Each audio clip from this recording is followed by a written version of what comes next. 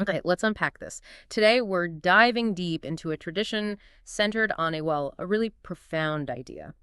The radical transformation of ordinary existence into something extraordinary, a state of clarity, wisdom, and service. That's absolutely right. In our source material for this deep dive, it's this rich set of excerpts introducing the Kalachakra Tantra. Hmm. Think of it as getting a highly curated guided tour through the core philosophy, the views, the practices of what is, let's face it, an incredibly complex spiritual system. It's designed precisely for generating that kind of profound interchange. Right. So our mission then is to pull out the most significant, maybe the most surprising and actionable nuggets from this material. We really want to understand the fundamental view this tradition holds about, the mind and reality. How it approaches suffering and liberation. Exactly. And the unique methods it uses, especially its really distinctive initiation process, and maybe crucially, how these intense practices actually connect back to our messy everyday lives.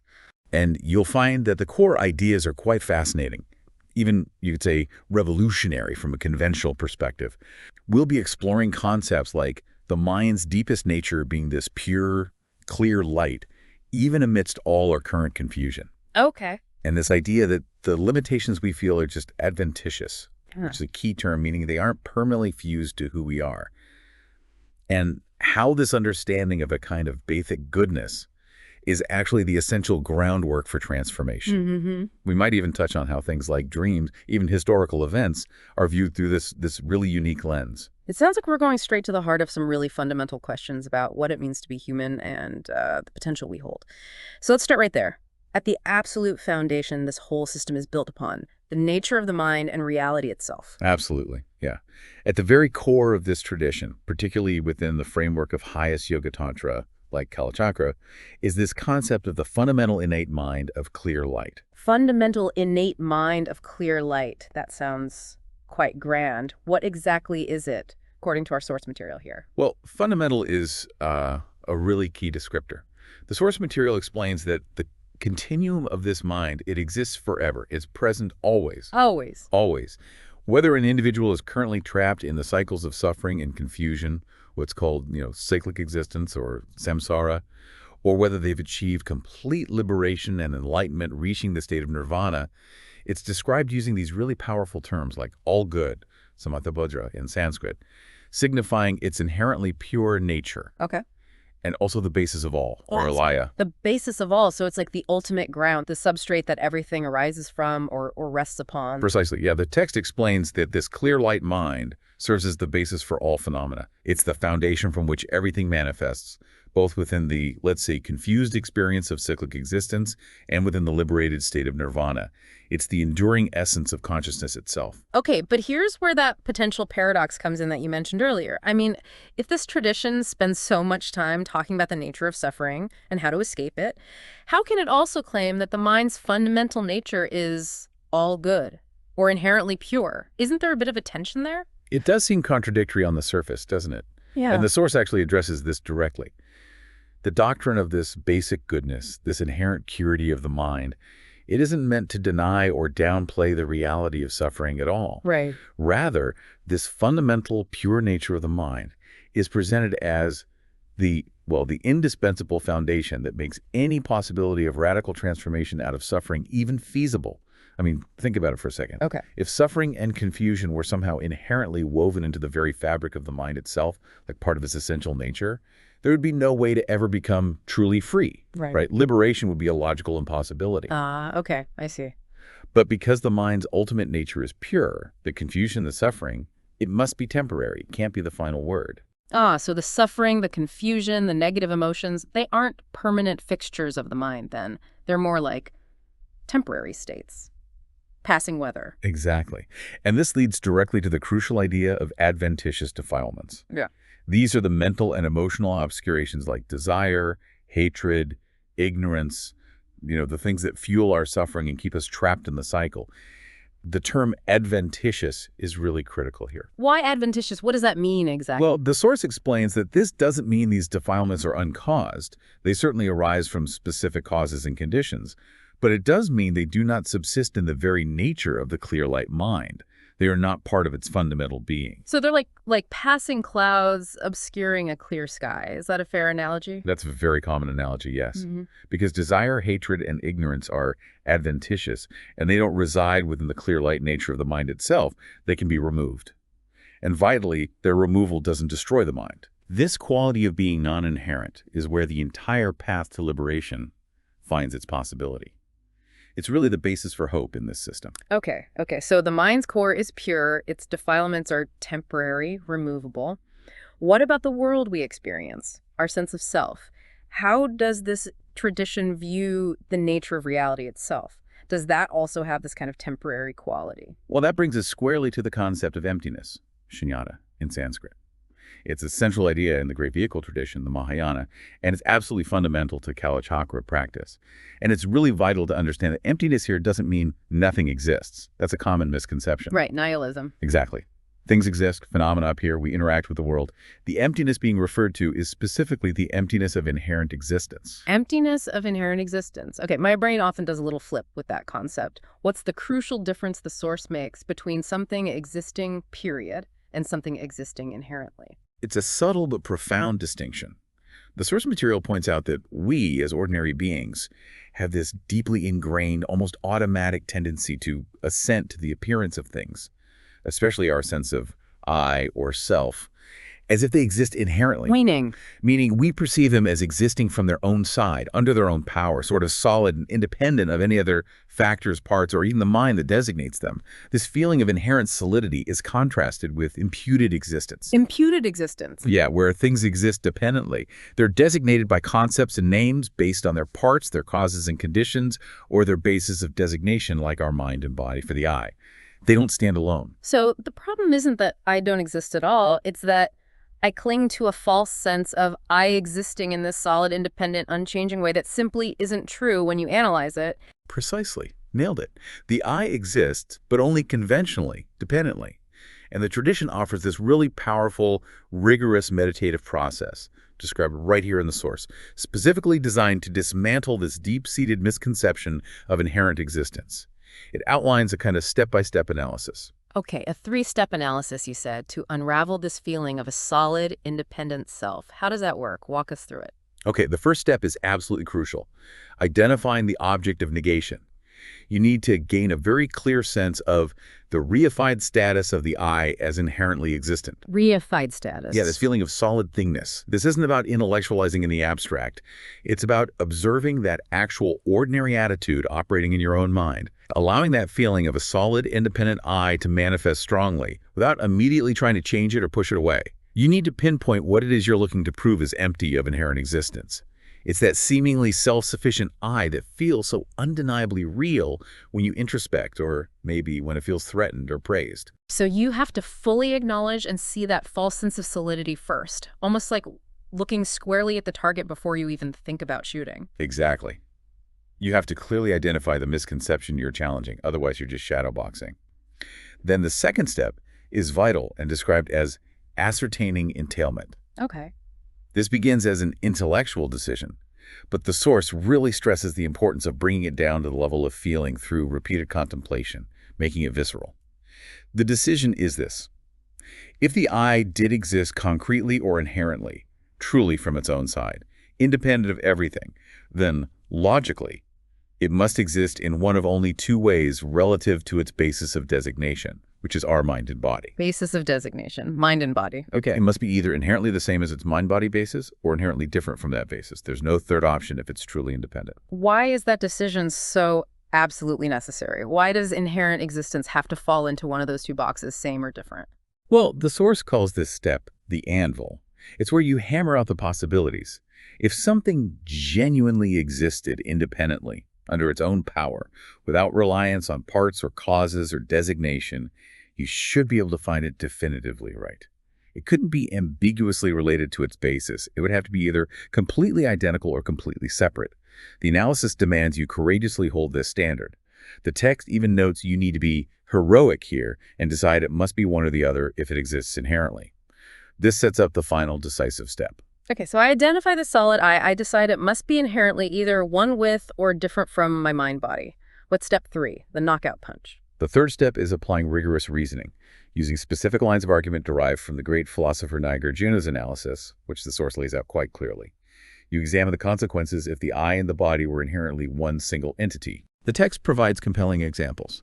If the I and body were inherently identical, one and the same thing, then when the body is cremated after death, the I would also have to be burned and cease to exist right then and there. Right. Or, another angle, if the I is able to transmigrate to a next life, as Buddhist doctrine describes, then the physical body would also have to transmigrate along with it, which is obviously not what happens. Which fundamentally contradicts our understanding of both physical reality after death and the whole concept of transmigration of consciousness. Okay. Okay. Then you consider the other logical possibility in step 2. What if the I and body were inherently different? Totally separate, independent entities. Okay, what then? Well, if they were truly separate, independent things, there would be no logical basis for their connection or continuity. Just as the body does not transmigrate, neither could the I transmigrate to a new body if it were utterly separate. There'd be no link. Or, flipping it, if the I does transmigrate, and it's inherently different from the body, well, then the body would somehow have to transmigrate along with it, which again, makes no sense. So these lines of reasoning, whether you assume the I is inherently one with or inherently different from the mind-body basis, they both lead to conclusions that are either illogical or they contradict fundamental tenets of the path, like rebirth or the separation of mind and body at death. Precisely. The purpose isn't to argue that the I doesn't exist at all conventionally. It does. We function, we interact, we feel joy and pain. The goal is to use this profound analytical process to generate a genuine, deep-seated disbelief in the inherently existent I that appears so strongly, so convincingly to our untrained mind. By repeatedly applying this analysis, the conviction grows that the I exists, yes, but only as something imputed, designated, and dependently related to the mind and body. It's empty of that solid, independent, findable reality we instinctively feel it possesses. And realizing this emptiness, this lack of inherent existence, is presented in the source as a necessary foundation, you said, for venturing onto the tantric path specifically. Absolutely. The text is crystal clear on this. This deep-seated understanding of selflessness and the true mode of being of phenomena, how things actually exist, it's not just some philosophical exercise. It's the essential bedrock ground upon which the powerful, unique practices of the mantra vehicle, like Kalachakra, are built. Without this understanding, the tantric path cannot be genuinely or safely undertaken. Right. Okay. Speaking of paths, the source reminds us, doesn't it, that the Buddha taught many different approaches. Because people have such varied dispositions and interests. You've got sutra paths, tantra paths, different schools of tenets, and even, 4 sets of tantras. Where does Kalachakra fit into this landscape? Kalachakra sits squarely within the great vehicle, the Mahayana, and specifically is considered one of the highest yoga tantras, which is part of what's called the mantra vehicle, or sometimes the tantra vehicle, or Vajrayana. Okay, so within the Mahayana, you have the perfection vehicle, often associated with the sutra teachings, and then the mantra vehicle, or tantra. What's the fundamental difference between these two broad approaches, according to the source? Is the ultimate goal actually different? This is a really, really crucial point the text clarifies, because there could definitely be misconceptions about this. The ultimate goal is explicitly stated as being exactly the same for both full and complete Buddhahood. Really? The same? Exactly the same. Or, as it's sometimes termed in the tantric context, Vajradharahood. The source is quite direct. There is no attainment higher than the Buddhahood described in the sutra tradition, that state where all obstructions, both the emotional ones and the more subtle cognitive ones, are completely removed. All the auspicious qualities and enlightened attributes are perfectly attained. Right. And there is a cessation of the coarse vital energies or winds in the body, which allows for the full manifestation of that fundamental clear light mind we talked about earlier. Vajradharahood is presented as synonymous with that very same state of Buddhahood. No difference in the final destination. Okay, wow. Same ultimate destination then. So the difference must lie entirely in the path taken to get there, the specific methods used, the vehicle, so to speak. Exactly. The difference is entirely in the means or the vehicle itself, the specific techniques that enable progress towards that identical goal. And the source highlights a unique and particularly powerful capacity specific to the highest yoga tantras, like Kalachakra. What is that unique capacity? What can highest yoga tantra do that other paths, like the perfection vehicle, don't? Highest Yoga Tantra possesses specific, incredibly sophisticated techniques, often involving focus on subtle energy points and channels within the body, designed to intentionally generate the fundamental innate mind of clear light as an entity of the path itself. Hang on. So that pure fundamental nature of mind we talked about right at the beginning, the clear light mind, it's not just the ultimate goal, it's actually utilized as the path itself in highest yoga tantra. Yes, precisely. That's a key distinction. The lower sets of tantras and the perfection vehicle paths, they don't explicitly identify or employ techniques for generating this specific, most subtle, clear light mind during the path itself, not in the same way. They primarily focus on accumulating immense merit and wisdom using, let's say, coarser levels of consciousness and mental factors over a very long time. Makes sense. Highest Yoga Tantra, however, works directly with this most subtle, fundamental level of consciousness, aiming for a very rapid and direct manifestation of the clear light mind, often appearing simultaneously in a completely pure divine form. It's a more direct and potentially much faster route. That sounds incredibly potent and, yeah, potentially much faster compared to other paths. What is the signature technique in Tantra that facilitates this kind of direct engagement? That would have to be Deity Yoga. The source describes Deity Yoga as the truly distinctive practice of the mantra vehicle. Yeah. However, and this is absolutely crucial to understand, this is not some practice done in isolation. It stands firmly on the two foundations we've already discussed in detail. Great compassion. Right, the altruistic motivation. That powerful altruistic motivation to free all beings from suffering, not just oneself. And emptiness yoga, a realization, whether it's conceptual at first or becomes direct later, of the emptiness of inherent existence. Without those two wings, deity yoga can't fly. How does compassion combined with the realization of emptiness actually lead to practicing deity yoga? How does that connection work? What's the mechanism? Here's where the transformative power really becomes clear, and it's quite profound. The source explains the process like this. The wisdom consciousness that has realized emptiness, that sees the lack of inherent existence, now deeply impelled and energized by great compassion for all beings, becomes the very substance or the material for reappearing in an ideal, enlightened, divine form. So instead of being propelled into ordinary rebirth, which is conditioned by our past karma and our afflictive emotions, all fundamentally rooted in the ignorance that grasps at inherent existence, this is a conscious repetition of the birth process, but one that is deliberately impelled by great compassion and founded firmly on the wisdom realizing reality. So rather than endlessly reappearing as, a confused, limited being based on my past actions and internal turmoil, I learned to manifest intentionally as a pure, enlightened form based on my deepest compassion and my understanding of emptiness. Exactly. You're essentially hijacking the process of rebirth, but using wisdom and compassion as the fuel instead of ignorance and affliction. The source walks us through the visualization process described in the ritual itself. Your own wisdom consciousness, imbued with compassion, first appears, maybe in the center of a visualized mandala, as a seed syllable, typically the blue syllable hum in Kalachakra. Okay, a syllable. This syllable then transforms, perhaps into a symbolic implement like a vajra, and that vajra or symbol then fully transforms into a deity, such as the complete body of Kalachakra himself, blue, with all his faces and arms. It's like a deliberate, conscious act of self-creation, or maybe better, self-transformation into an ideal potential. It is, and the source points out a truly extraordinary feature of Tantra at this stage, something really unique.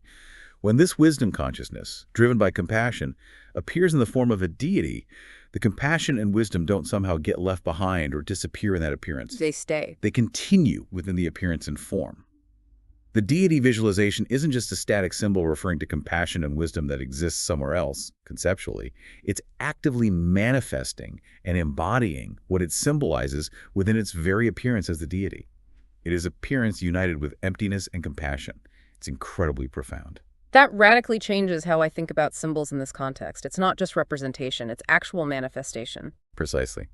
The source also touches briefly, almost in passing, on how different sets of tantras utilize various subtle states, often associated with desire, everything from the subtle energy involved in just looking or smiling or gazing, all the way to holding hands, touching, and even states related to sexual union for the purpose of realizing emptiness more powerfully. Right. But it's immediately noted, and this is crucial, that this requires a person of immense psychological development, stability, and ethical grounding to utilize such powerful, subtle states safely and effectively on the path. Using energies often associated with attachment or intense desire for spiritual ends. Yeah, that sounds like it could be very easily misunderstood or, as you said, misused without extremely proper guidance and significant personal development. The source includes a very clear caution on exactly this point. It emphasizes the critical need for great psychological and emotional development and strict adherence to proper context and lineage guidance to avoid misuse or misinterpretation of these advanced practices. The point is framed not as indulging in ordinary desires, but as skillfully harnessing and redirecting these incredibly powerful subtle energies which are usually tied up in ordinary affliction-driven aims towards the profound spiritual goal of realizing emptiness and manifesting boundless compassion. It's high-level energy work, essentially. Okay, so we have the philosophical groundwork, the pure mind and the emptiness of inherent existence, and then the unique tantric technique of deity yoga built upon compassion and wisdom. How does one actually gain access to this path? It sounds like there's a formal process, a kind of gateway ritual. Absolutely. That's the Kalachakra initiation, or empowerment, often called Wang in Tibetan. The source describes it as a powerful, intricate ritual process specifically designed to bring about radical transformation in the student, to plant the seeds for realization. It has many, many layers of meaning and purpose packed into it. What are some of those key purposes? What does an initiation actually do for the practitioner, according to this? Well, the source lists a really comprehensive set of functions. It's meant to cleanse and purify defilements, negative karmic imprints built up over countless lifetimes. It serves to authorize or give permission to students to study and practice the specific tantric paths associated with Kalachakra. It's said to empower beneficial qualities already present, maybe latently, and crucially, to set potencies or seeds within the mental continuum for attaining the various levels of the path, both the generation stage and the completion stage. It conveys accomplishments from the lineage, helps liberate students from distorted states of mind and perception, and ultimately bestows upon the initiate a blissful mind capable of realizing emptiness directly. It's a profound gateway, a necessary step. It sounds like far more than just a ceremony or receiving blessings. It's presented as an actual spiritual surgery or maybe even a rebirth process. It's certainly described as facilitating a fundamental shift, planting the necessary causes for transformation. The source mentions there are generally 15 initiations in the full Kalachakra system, grouped into categories like childhood, high, greatly high, and Vajramaster. But for the initial entry point, especially for those starting the stage of generation practice, the deity yoga we discussed, the focus is often on the first 7 initiations, which are patterned after key stages of childhood development. And these initiations typically take place within the symbolic space of a mandala, right? Yes, the mandala is absolutely central. The term mandala itself has multiple meanings. According to the source, it can refer to spheres of elements, birthplaces, a circle of the deity's retinue, a simple round shape. Even the 5 limbs of the body can be called a mandala. But in the context of the initiation ritual, the most prominent meaning is the inestimable mansion, which serves as the principal residence mandala for the entire assembly of deities. Tell us more about this inestimable mansion. What does it look like? The source gives quite a detailed picture, doesn't it? It really does. It's depicted as this vast, incredibly complex, multi-storied palace. It has 5 distinct levels, stacked vertically, symbolizing different aspects of the enlightened state. The body mandala at the base, then the speech mandala, the mind mandala, the pristine consciousness mandala, and at the very top, the great bliss mandala. 5 levels. Yes. And it has 3 sets of layered walls, described almost like 5 concentric layers of colored glass, creating courtyards. Specific colors face the 4 cardinal directions. Associated with the colors of Kalachakra's own face is black for the east entrance, where you typically enter, red to the south, yellow to the west, and white to the north.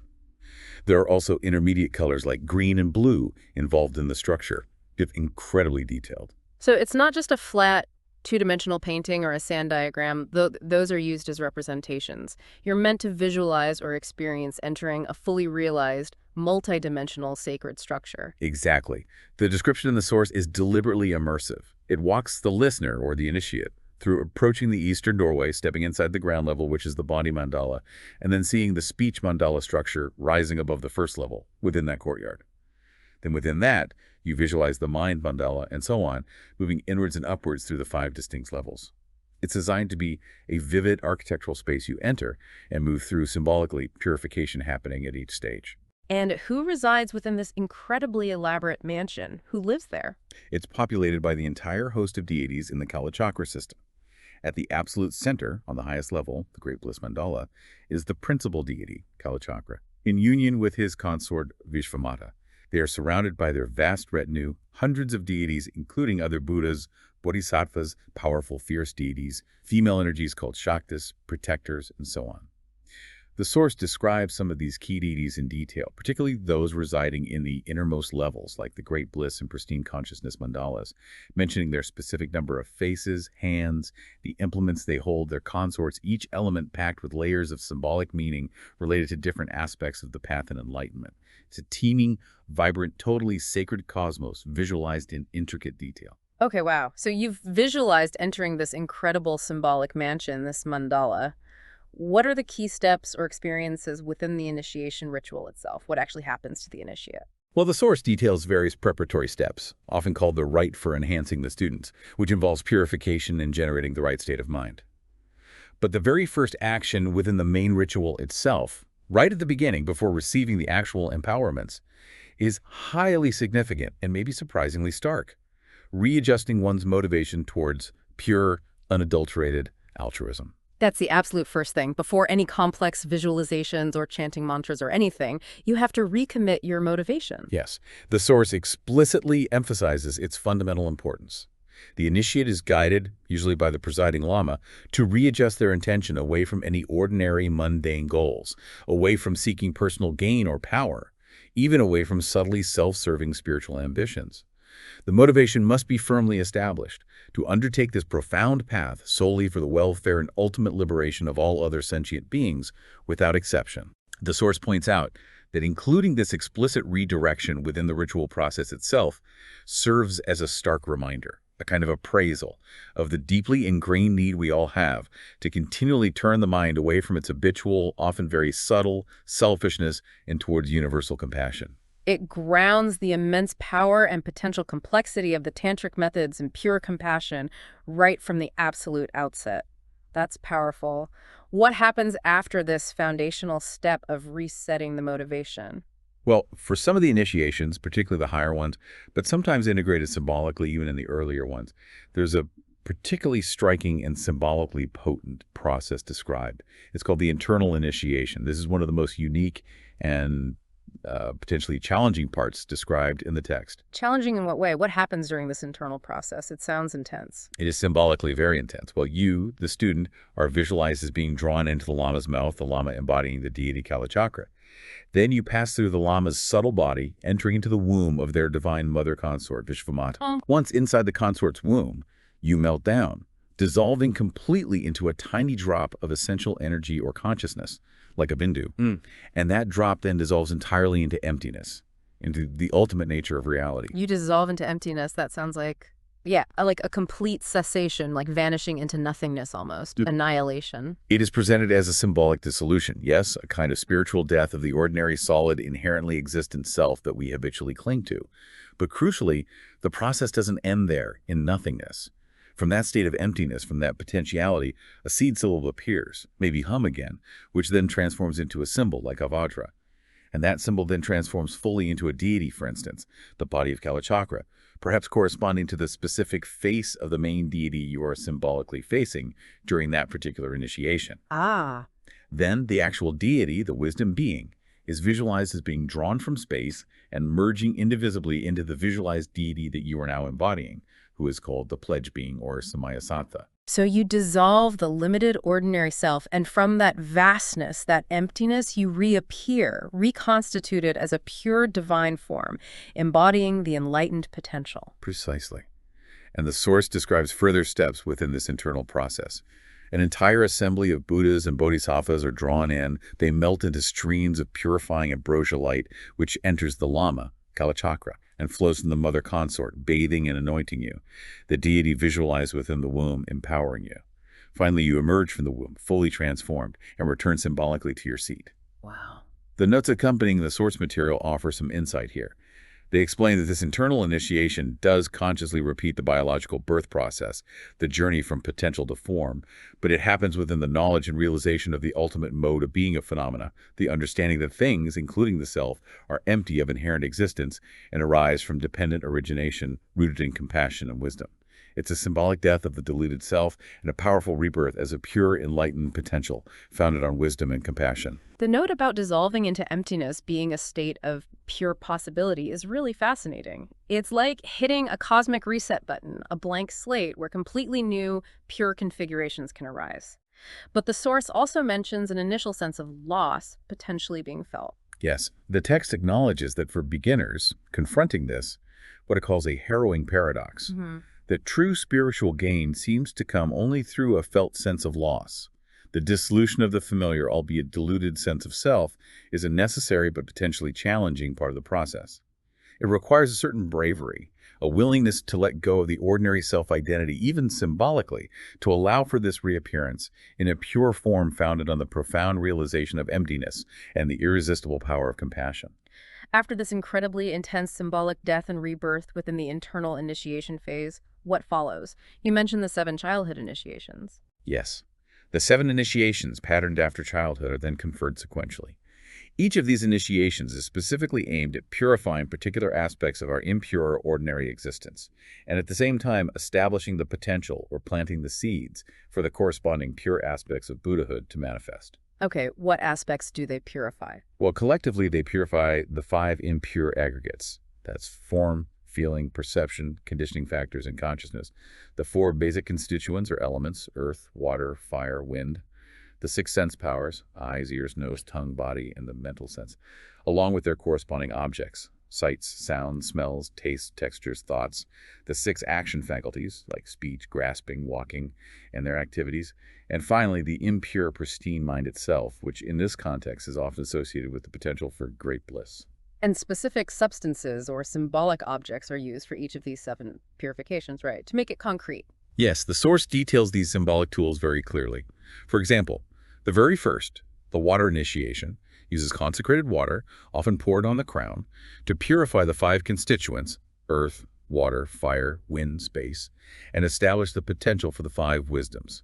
The second, the crown initiation, uses a symbolic crown representing the 5 Buddha families to purify the 5 aggregates and establish the potential for the 5 enlightened bodies. Okay. The third, the silk ribbon initiation, uses colored silk ribbons, sometimes tied to energy points, to purify the 10 vital energies or winds that flow in the subtle body and establish the potential for their pure functioning. The fourth, the Vajra and Bell initiation, uses the iconic tantric symbols of the Vajra, representing method, bliss, compassion, and the Bell, representing wisdom, emptiness, to purify the subtle energy channels, nadis, and establish the basis for the indivisible union of method and wisdom. Right, Vajra and Bell, you see those everywhere in Tibetan Buddhism. Exactly. The fifth, the conduct initiation, often uses a thumb ring or bracelet, symbolizing skillful engagement with the world to purify the sense powers and their objects. The sixth, the name initiation, gives the initiate a secret tantric name, establishing a connection with a specific Buddha lineage, and purifies the action faculties and their activities.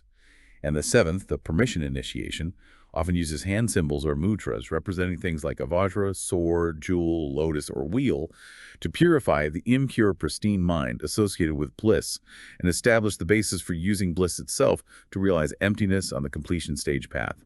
In each step, streams of purifying ambrosia light are visualized flowing from the deity or the symbolic object, cleansing negativities and generating wisdom. So each step is incredibly precise, targeting a different layer of our ordinary impure being and systematically transforming it from a basis for suffering into a purer basis for enlightenment. It's like rebuilding the house from the foundation up. That's a good way to put it. Exactly. The source also explicitly links these purifications to the concept of the 4 drops within the subtle body, subtle energy centers located at the crown, throat, heart, and navel. These drops are associated with different states of consciousness. The crown with waking, the throat with dreaming, the heart with deep sleep, and the navel with the intense experience of blissful energy, sometimes called tumo heat. The initiations purify the impure factors related to these drops, enabling their capacity for pure appearances and profound experiences to be fully utilized on the path, particularly in the subsequent, more advanced stage of completion practice. And after receiving these 7 initiations, there are further symbolic objects given. I think you mentioned eye medicine, a mirror, and a bow and arrow. What are they for? Yes, these are symbolic tools given right at the end of this sequence, specifically to establish strong predispositions or seeds in the mental continuum for realizing emptiness at different levels of depth and clarity. The eye medicine, for instance, is given to plant the potential for achieving a conceptual realization of emptiness. It's described beautifully as being like seeing clearly after cataracts have been removed before. The truth was there, but your perception was obscured.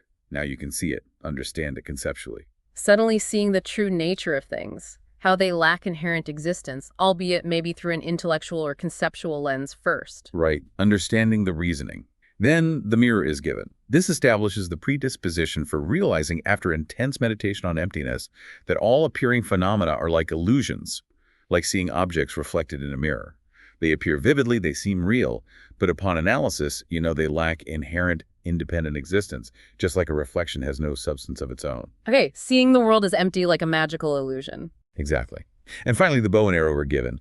These symbolize and establish the predispositions for a direct, non-dualistic realization of emptiness, where the consciousness realizing emptiness and the emptiness that is realized merge completely into a single, non-dualistic, inexpressible experience. The arrow hitting the target perfectly.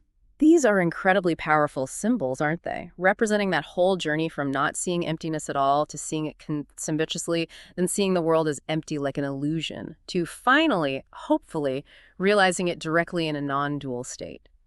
So, okay, you've received this profound initiation, you've taken pledges. How does all of this translate into actually living your life day to day? Is there a required practice to keep it alive? Yes, absolutely. It's not just a one-time event. After initiation, you formally take mantric vows, sometimes called samaya, pledging to uphold specific commitments and practices integral to the path. The source includes the supplication typically made to receive these vows and lists the key commitments. And this is where the source brings up potentially challenging or easily misinterpreted statements about pledges, particularly emphasizing that crucial distinction between provisional and definitive meanings. This seems like a really important point to clarify, maybe one of the most sensitive. It is. It's absolutely vital. This distinction is critical because serious misunderstandings, even dangerous ones, can arise if certain statements about pledges, especially those associated with specific deity lineages, like the Vajra, sword, jewel, lotus, and wheel lineages mentioned in the text, are taken only at face value, literally, without understanding the deeper, often internal yogic meaning. Give us the specific example from the source that illustrates this most starkly. The one that sounds quite dramatic, even shocking, if taken literally. Okay, the source explicitly quotes a traditional statement. Those of the Vajra lineage definitely should take life. Okay, definitely should take life.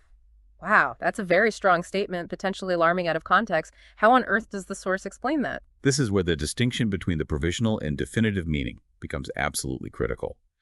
The source first provides the provisional or conditional meaning. In this context, it explains that highly advanced practitioners of the Ikshobhya or Vajra lineage, motivated solely by overwhelming great compassion and only for the ultimate benefit of others, might, under extremely rare and specific circumstances where absolutely no other means are effective, compassionately take the life of beings who are causing immense, widespread, and irreparable harm, perhaps to the Dharma itself or to vast numbers of other sentient beings. This is presented as an extreme, last resort measure taken only when the suffering caused by inaction would be far, far greater, and it's driven purely by compassionate intent for all involved, including the person whose life is taken, primarily to prevent them from accumulating even heavier negative karma through their harmful actions. It is absolutely not presented as permission for ordinary killing motivated by anger, hatred, or self-interest. It's miles away from that. So the provisional meaning is about an extraordinarily rare, compassion-driven action performed only by a highly realized being in a very specific, extreme context, not about ordinary violence or disregard for life. Exactly. It's about preventing immense suffering through an unconventional means, reserved for those who have genuinely transcended ordinary attachments, aversion, and anger. But then, crucially, the source provides the even more important definitive or ultimate meaning, which relates directly to internal tantric yogic practice, not external action at all. Okay, the inner meaning. What is it? In this definitive sense, taking the life of winds means that those practitioners of the Akshobhya lineage should bind the white mind of enlightenment, This refers to controlling the subtle white essential fluid or energy, the bindu, Hmm. associated with bliss, particularly visualizing and stabilizing it at the crown chakra. And by doing so, they take the life of the winds that bring about emission. Ah, okay. So the definitive meaning isn't about taking a physical life at all. It's about mastering internal subtle energies, stopping the physical flow of vital energies that cause emission, and instead redirecting that powerful energy upwards for spiritual transformation and the generation of bliss consciousness. Precisely. It's an instruction related to advanced yogic practices, part of a completion stage, aimed at controlling the vital energies, or winds, prana, in the subtle body to prevent their downward flow and the dissipation of potent energy associated with sexual emission. Instead, these powerful energies are drawn upwards and used to generate intense states of bliss, which are then utilized in conjunction with the realization of emptiness for incredibly rapid spiritual progress. The source strongly emphasizes that one must understand this definitive meaning and context and never take these potentially inflammatory statements literally in an ordinary, superficial sense applying to everyday actions. It's about powerful, skillful means applied to the deepest levels of one's own subtle physiology and consciousness. That clarifies a potentially shocking statement completely. It's a reminder of how layered tantric language can be. Okay, so these vows are serious. What are the consequences if someone fails to uphold these vows or pledges, if they slip up? Well, the source explains that failing to keep these mantric vows, particularly if the failure stems from coming under the influence of the afflictive emotions, like anger, attachment, ignorance, pride, jealousy, inevitably leads to experiencing suffering both now and in the future. These commitments are serious guides to behavior and internal discipline, meant to protect the practitioner and ensure progress. Breaking them has consequences. And is there a way to purify these infractions if they occur? Because, well, people aren't perfect. Yes, absolutely. Methods for purification are described. The core techniques involve developing what are called the four opponent powers, generating a strong, genuine force of regret for having broken the vow or commitment, cultivating a powerful, firm intention to restrain from such actions in the future, relying on the support, which means taking refuge and generating altruism, and applying the antidote practice like mantra recitation or meditation on emptiness. Okay. The source also notes that the specific methods for purification can differ depending on the level of initiation one has received. For someone who has only received the 7 childhood initiations, consistent practice of the 4 opponent powers, perhaps including mantra repetition, combined with regret and intention, can be sufficient over time. However, for those who have received the higher initiations, the high, greatly high, and Vajra master empowerments, purification requires not only developing ethical conduct and strong intention, but also receiving magnificent blessings through visualization and supplication in addition to other practices. Why the difference in purification methods for different levels of initiation? Why is it more involved for higher levels? The source explains that as one's status, potential, and capacity increase due to receiving higher and more profound initiations, the responsibility also becomes much greater. Correspondingly, even relatively smaller deviations or failures to uphold commitments at these higher levels are considered to incur much greater fault, requiring more potent and complex methods for purification, often involving direct reliance on the blessings of the lineage gurus and the deities themselves. Greater power, greater responsibility. Exactly. The source lists some of the most serious or root infractions for highest yoga tantra, such as deliberately deriding or speaking ill of the tantric doctrines, or one's guru, ignorantly proclaiming secret teachings to those who are not spiritually ripe or properly initiated, intentionally despising or harming one's own psychophysical aggregates, for example, by deliberately harming the body with ill will, or abandoning the core Mahayana views of emptiness or compassion. These are considered very serious breaches. So the path involves serious commitments and accountability, and that accountability increases as one goes deeper. How does all this translate into daily life after the initiation ritual and the taking of these significant pledges? Is there a system for regular ongoing practice? Yes, absolutely. The source introduces the six-session yoga as a fundamental system of daily practice for Kalachakra initiates. It's traditionally performed, as the name suggests, 6 times a day, 3 times during the daylight hours, and 3 times during the night. 6 sessions a day. Wow, that sounds like a huge commitment in itself. How does that integrate with, having a job, a family, regular life? Well, the sessions themselves can vary in length, from quite extensive to more abbreviated forms. But the core purpose is designed precisely to integrate the insights, the visualizations, the commitments of the path into one's ongoing lived experience consistently throughout the day and night. The initiations, as we discussed, are described as bringing together the necessary factors and setting the essential potencies or seeds for the dependent arising of cultivating the various paths to Buddhahood.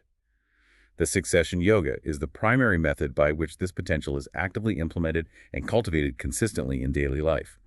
It serves as a constant reminder for the practitioner of their pledges, the nature of reality, emptiness, their altruistic motivation, bodhicitta, and their connection to the deity and the lineage. It keeps the practice alive and integrated. Beyond the formal sessions, though, what is the emphasis in terms of just being a person in the world, interacting with others? This is where the commentary from His Holiness the Dalai Lama within the source material offers a really powerful and I think very grounding perspective. He strongly emphasizes that amidst all the profound philosophy and complex ritual of Kalachakra, the most important thing for practitioners is how they conduct their daily lives. Simply being good, honest, sincere, truthful, courageous, and genuinely warm-hearted individuals. That's the foundation. That feels like it directly connects back to the foundational altruistic motivation required for Tantra right from the start, doesn't it? Basic human goodness is the absolute bedrock. Absolutely. He makes a point that echoes the Buddha's own core teachings, stating very clearly, you are your own master. You are your own master. Yeah. He means that your future happiness or suffering depends entirely on your own actions, your own motivation, your own internal state, not primarily on external factors, other people's actions, or even the power of a Buddha or deity acting independently of your own efforts and internal change. Sincere practice means actually implementing the principles and realizations gained from the path in your daily interactions, your decisions, your relationships. If the knowledge remains purely intellectual or confined only to the ritual setting, without transforming your behavior and attitude in daily life, the true benefit won't manifest. It has to translate. So the incredible subtle practices of Kalachakra Tantra aren't somehow a replacement for fundamental ethics and compassion. They're built upon and actually reinforce the profound need to just be a good, decent human being. Exactly. He uses very relatable examples like the suffering caused in relationships, even mentioning divorce specifically. He attributes these kinds of unnecessary problems directly to things like hatred, a lack of kindness, a fundamental lack of love, a lack of understanding, and insufficient mutual respect. He stresses that developing kindness, real compassion, must be done with strong determination, not just a fleeting wish or sentiment. It requires effort and commitment. And he even suggests a simple visualization practice right there in the commentary for cultivating that kindness. Yes, he does. He describes developing that powerful, determined attitude of wanting all sentient beings without exception to be free from suffering and its causes, and to attain lasting happiness, that genuine heartfelt aspiration to help them achieve this. Then you visualize this strong, determined attitude of kindness transforming into a brilliant white moon disk at your heart center, radiating light. A moon disk of kindness. Yeah. But he emphasizes that the visualization of the moon disk is merely a support, a skillful means. It's the cultivation of the powerful, determined feeling of kindness and compassion that is the actual practice and what brings about genuine transformation. This links directly into what's called the all-encompassing yoga of cultivating the conventional mind of enlightenment, the altruistic intention to benefit all beings. That really helps bridge the gap, doesn't it, between these seemingly high-level, complex tantric concepts and the very practical, very human challenge of living well, fostering healthy connections, and reducing suffering in the world around us. It shows that the path isn't just happening in a meditation room or during a ritual. It's supposed to be happening in every interaction, every moment. It demonstrates perfectly that the true measure of the practice, ultimately, is how it transforms one's fundamental attitude and behavior in everyday life, grounding the lofty goals and potent methods of Tantra in the absolutely essential principles of compassion, ethics, and basic human decency. The source material also includes some more personal or illustrative anecdotes towards the end, which really bring the tradition to life in a different way, don't they? Like the advice on analyzing dreams, or that really fascinating account related to the search for the current Dalai Lama. Yes, those sections offer valuable glimpses into how these principles manifest or are interpreted in specific situations, and they provide a tangible sense of the living tradition, not just abstract theory. The advice on dream analysis, for instance, is quite practical. What does it say about dreams? Are they just random mental noise, or do they have significance? The source explains that dreams are not seen as just random. They are viewed as reflections of the collection and movement of the subtle energies or winds, prana, within the body during sleep. Because of this connection to the subtle body, they can sometimes show slight signs or portents of future events, or perhaps more commonly, reveal the state of one's internal conditions, physical health, mental balance, unresolved issues. Experiencing fright or discomfort during a dream, for example, is considered a slightly negative indication, maybe reflecting subtle imbalances. Okay. And if you do have a bad dream, a nightmare, what does the source recommend doing about it? Just ignore it. No, it offers specific advice. The primary technique mentioned, perhaps unsurprisingly given everything we've discussed, is meditating on emptiness, realizing the dream, like all phenomena, lacks inherent existence. However, there's also a very significant and quite profound piece of advice related specifically to dreams involving fright or discomfort caused by a perceived being or entity within the dream. Okay, like if you're being chased or attacked in the dream. Exactly. In such a situation, the recommended practice is to actively cultivate compassion and love towards that being, the source of the fear. Cultivating compassion for the terrifying monster or the attacker in your dream, that seems completely counterintuitive to our normal fear response. It absolutely is. But it's presented as the best protection in that scenario. The instruction is to consciously recognize that the being trying to harm you in the dream, just like any being in waking reality, fundamentally wishes for happiness and absolutely does not want to suffer. Their harmful actions stem from their own confusion and suffering. So instead of reacting with fear or hatred, you actively cultivate the thought, just as I wish for happiness and not suffering, so does this being wish for happiness and not suffering. May this being attain happiness and be free from all suffering. Wow. It's about applying the core Mahayana principle of universal compassion directly within the dream state itself, transforming the negative experience not by fighting it, but through generating a positive, compassionate mental attitude towards the perceived source of harm. That's a really powerful way to dismantle the fear response, even in the subconscious or unconscious workings of the mind during sleep. It shows how deep the practice is meant to penetrate. And what about the account of the signs related to the Dalai Lama's rebirth? That's a very specific, intriguing historical anecdote included here. It is, and it offers a fascinating concrete look at how signs, prophecies, and the continuity of lineage are understood and operate within this tradition. The source includes a detailed, apparently first-hand account, or at least presented as such, regarding the signs that appeared after the passing of the 13th Dalai Lama in the 1930s. Signs which ultimately guided the search party to find the current 14th Dalai Lama when he was a small child. Tell us about some of those specific signs mentioned. They sound quite extraordinary. They really do. One of the first signs mentioned is that the very next morning after the 13th Dalai Lama passed away in Lhasa, clouds in the sky formed like a distinct rainbow, and this rainbow was pointing unmistakably towards the east, specifically the northeast region of Tibet, Amdo. This was widely interpreted by lamas and officials as a clear sign that his next incarnation would be found in that direction. Rainbow pointing the way. Okay.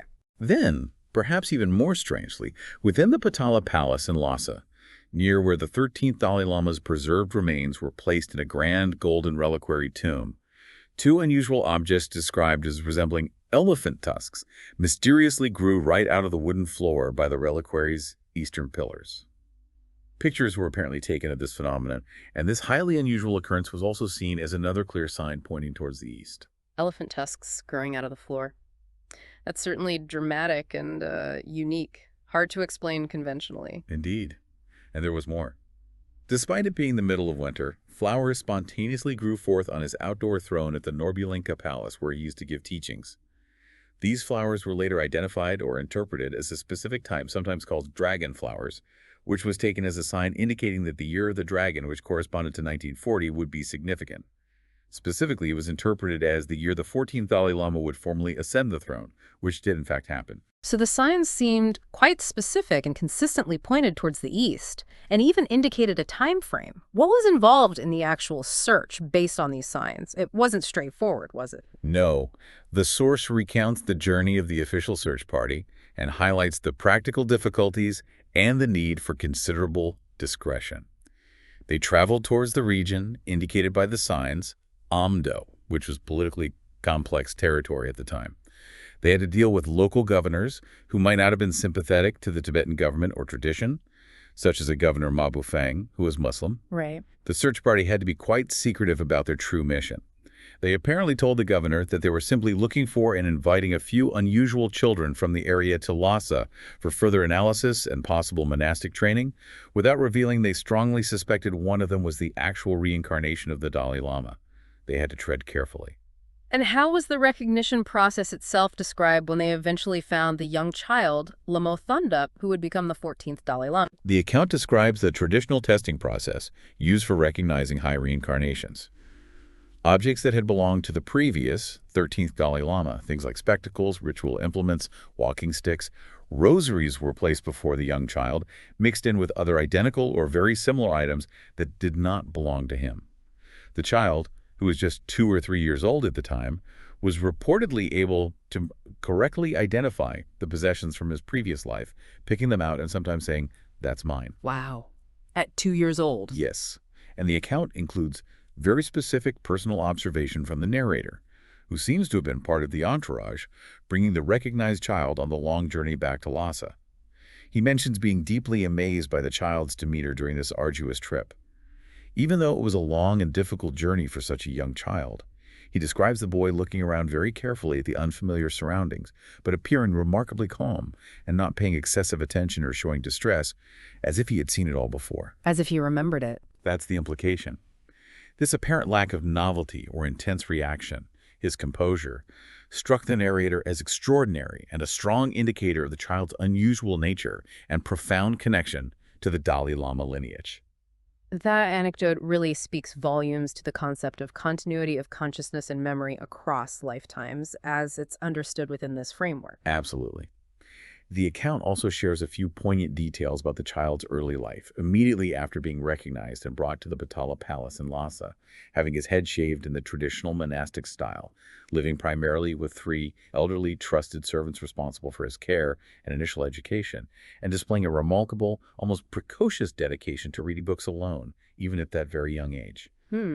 The narrator specifically notes that he did not show the typical distress or intense longing for his mother that a child of his age would normally exhibit upon separation, again seen as a sign of his extraordinary nature and the strong karmic predispositions developed in his previous lives as the Dalai Lama. He sounds remarkably self-possessed and focused for such a young age, especially under those completely unique and probably overwhelming circumstances. Yes, these details are presented as indicators consistent with the traditional understanding and recognition of a high spiritual lineage holder, or tulku. The account then concludes by briefly mentioning his rigorous monastic education over the subsequent years, his notable success in philosophical debate, ultimately receiving the highest academic degree, the Gesho Hyompa, in 1959, just before the tumultuous political circumstances that led to his escape from Tibet to India, Right. where he became, and of course remains, the central guiding figure for the Tibetan refugee community and a globally recognized spiritual leader. This whole section provides a really compelling human-scale illustration of the themes of lineage, continuity, rebirth, and profound potential that are discussed more theoretically throughout the rest of the source material on Kalachakra. This deep dive has really taken us on an incredible journey, hasn't it? Through the very core of the Kalachakra Tantra tradition, from that fundamental understanding of the mind as clear light and reality itself as being empty of inherent existence. Through the powerful, unique path of Tantra and deity yoga, leveraging compassion and wisdom. The transformative ritual of initiation presented almost as a symbolic death and rebirth. The serious commitments involved in the pledges, and the crucial distinction between provisional and definitive meanings. And finally, how all this profound practice is meant to be grounded in basic human goodness, ethical conduct, and applied even in the most challenging situations, like dealing with conflict or even interpreting bad dreams. It's really a system that offers a vast, incredibly comprehensive framework for rethinking our most basic assumptions about consciousness, about the nature of reality, the ultimate source of suffering, and perhaps most importantly, the profound possibility of intentional, radical inner development and transformation. And it definitely leaves you, the listener, with quite a thought to ponder. If our deepest nature truly is this fundamental, clear, light mind, this basis of all, inherently pure and capable of dissolving and reappearing in pure, divine forms when cultivated with boundless compassion and penetrating wisdom, What does that really tell us about the sheer untapped potential lying dormant within each and every one of us? And maybe how much power might our conscious intention, our cultivated heart, our understanding of reality actually hold in shaping the very reality we experience, both internally in our minds and externally in the world? It's a profound question to sit with.